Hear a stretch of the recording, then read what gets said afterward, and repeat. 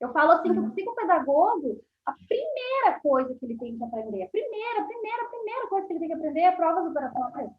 Depois, né, a gente parte para outras formas. Então, a gente tem que entender a essência, a gente tem que conhecer a base. Se a gente não Isso. conhecer a base, a gente não vai saber aplicar, a gente também não vai saber avaliar, a gente não vai saber estimular, né? E essa... Aí a sua pesquisa foi até os 7, 8 anos. Então, é porque o que acontece é o seguinte, pelo período todo de atendimento que eu fiz, eu pude perceber que a grande dificuldade das crianças estava nesse período, né? Depois de 7, 8 anos, começam a aparecer as questões. Por quê? Porque daí a criança não está conseguindo ser alfabetizada, ou muitas vezes ela está com dificuldade na matemática na escola. As coisas começam a aparecer, né? Antes disso, é um pouco mais difícil, a não ser que seja muito acentuada a dificuldade de aprendizagem, né?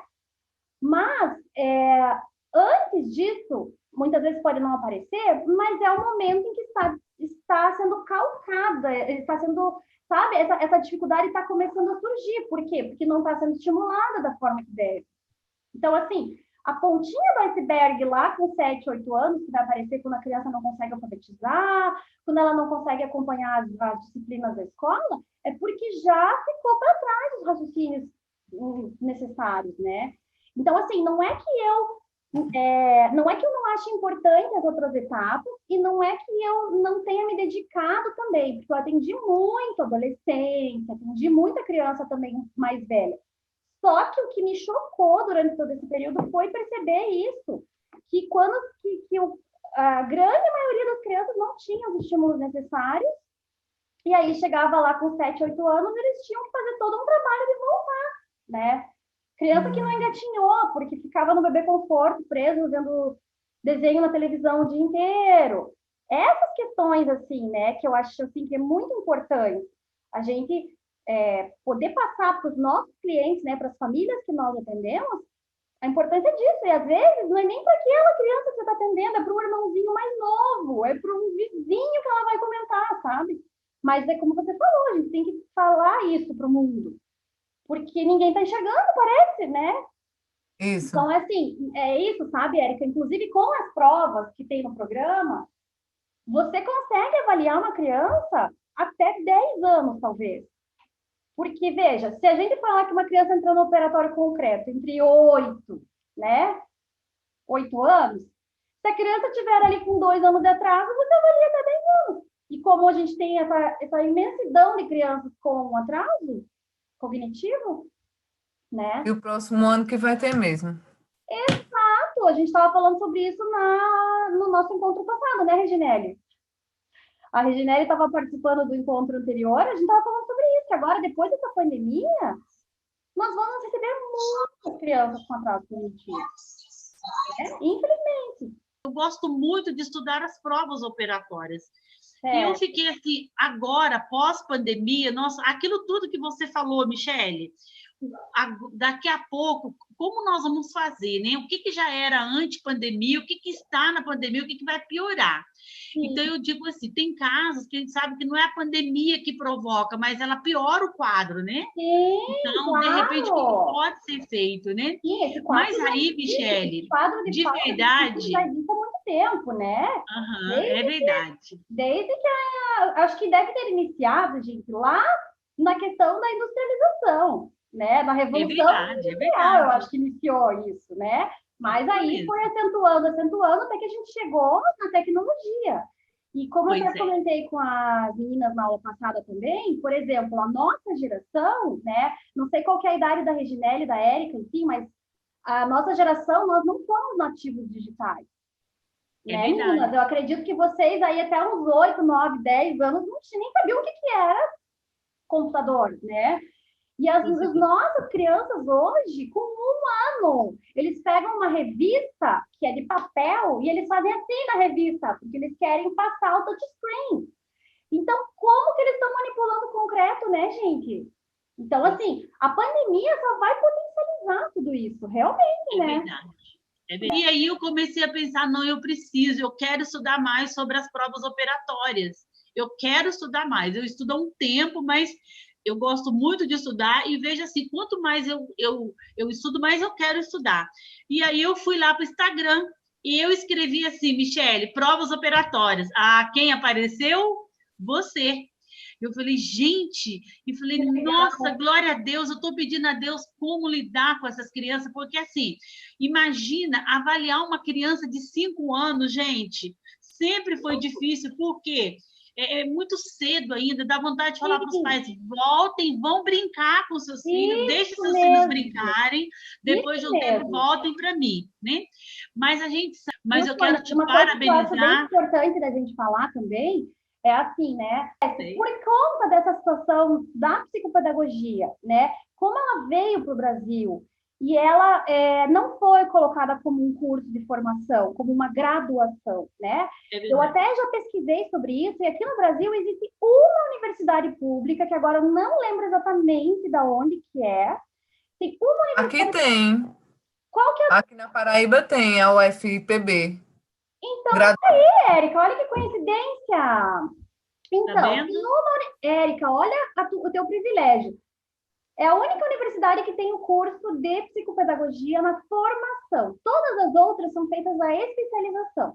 E aí, como a psicopedagogia não é uma profissão regulamentada ainda, né, está em processo de, as universidades abriram para todo mundo fazer, né? É verdade. Vejam a profundidade de você fazer todo esse trabalho que nós fazemos sem você ser uma pedagoga, sem você ser uma psicóloga, sem você ser uma fono, porque eu acho assim que ainda essas 3 formações, né, ou até mesmo como a Sônia falou, né, a Sônia era professora já, né?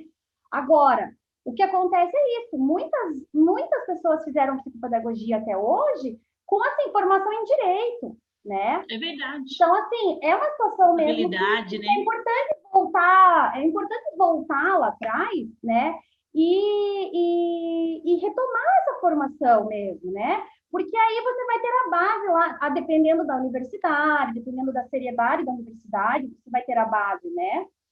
Mas, enfim, eu queria ouvir da Karina. Karina, se você quiser falar rapidinho da tua formação, como é que está? Eu sei que a Karina, ela entrou no programa, falou assim, nossa, Michele, eu estou precisando muito também, eu quero aprender a aplicar as provas.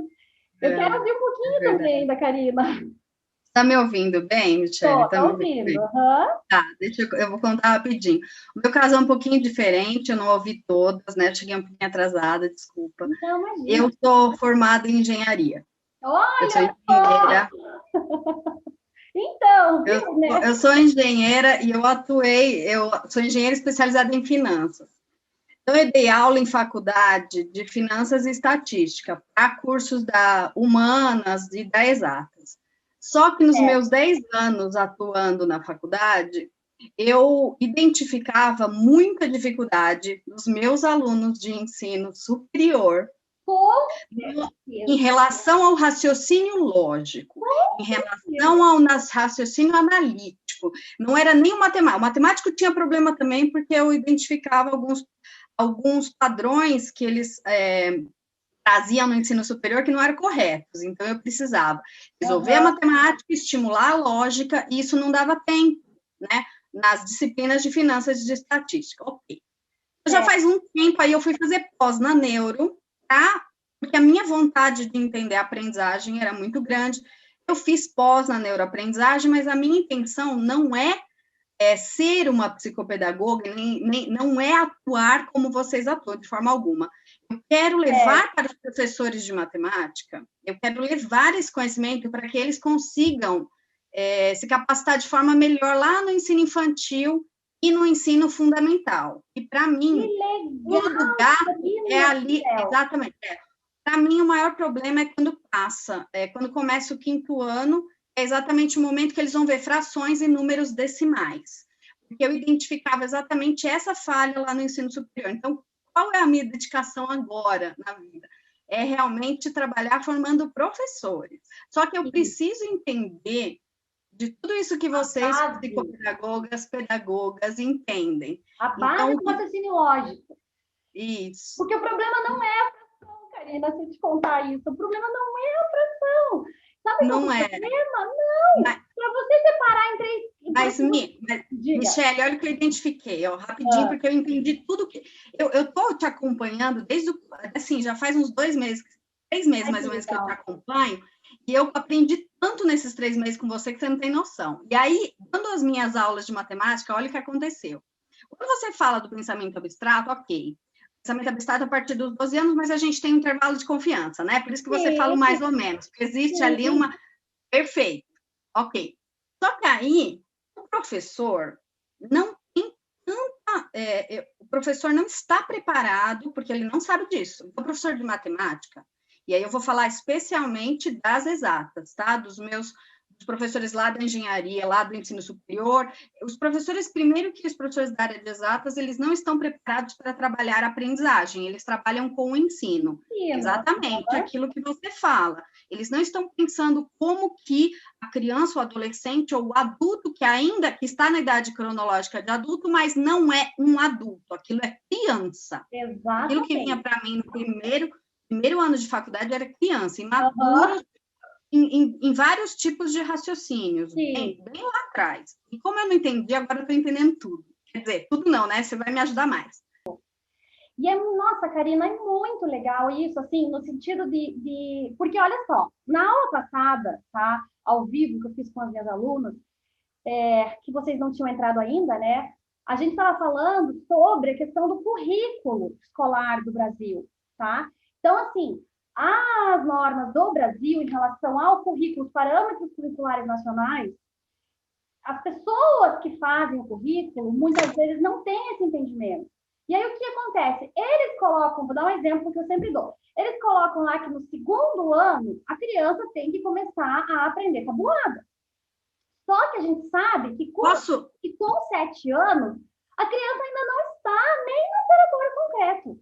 Posso contar uma coisa, então? Que a BNCC agora está exigindo que comece frações e álgebra no ensino fundamental, porque eu li a BNCC inteira a partir de 2018, teve uma mudança. Está escrito lá que a proposta é que seja trabalhado conceitos de frações, não somente no 5º ano, mas de forma gradual, né, de forma gradativa. Só que isso é uma proposta que joga na mão dos professores assim, ó, resolve o problema, vai, agora você se vira aí. Eles precisam saber como fazer isso. Então, assim, é isso, porque eles largam na mão dos professores. E os professores também têm problema de formação. Sim. Né? Eu acabei de falar para vocês, a minha formação foi ruim, a Érica falou que a formação dela, os professores não estão falando sobre as provas operatórias. Então, assim, é fácil. A gente não tá. É um ciclo que só tende a dar errado, né?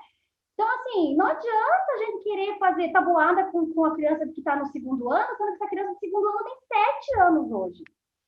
E muitas crianças com 7 anos ainda não entraram no operatório concreto. Quer dizer que nem no concreto elas não conseguem raciocinar, quanto mais no abstrato, porque quando eles põem uma tabela,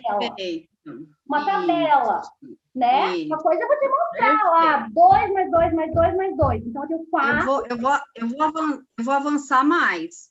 As minhas aluninhas de 11 anos, que estão começando frações, ainda não estão no abstrato. Só que as frações começam e os professores não mostram as figuras que representam as frações. Mostra só no comecinho, depois na hora das operações fracionárias. Olha isso, nas operações fracionárias não mostra mais figura, material nenhum. E eu tenho acompanhado alguns materiais pedagógicos que são bem conhecidos para entender isso. E o que eu tenho feito com as alunas, no meu caso, né, particulares, né, que eu estou fazendo acompanhamento particular, de aula particular. O que eu tenho feito com os meus aluninhos é trazer figuras, porque eles ainda não estão no abstrato. Então, eles decoram. E aí eu fui... Exatamente, por causa do que você fala. E aí, eu faço... eu fiz há 1 mês atrás. Falei, gente, o negócio é o visual. A Michelle está falando. Eles não estão no abstrato. Eles estão decorando. Por isso que é muito importante, por exemplo, a Sônia, que é uma psicopedagoga que está lá dentro da escola, né? É muito importante que a psicopedagoga clínica também esteja na escola, que a escola também tenha essa visão clínica, né? Porque senão, se a gente não trabalhar em equipe, quem vai sair totalmente prejudicado nessa história são as crianças, e já estão saindo, né?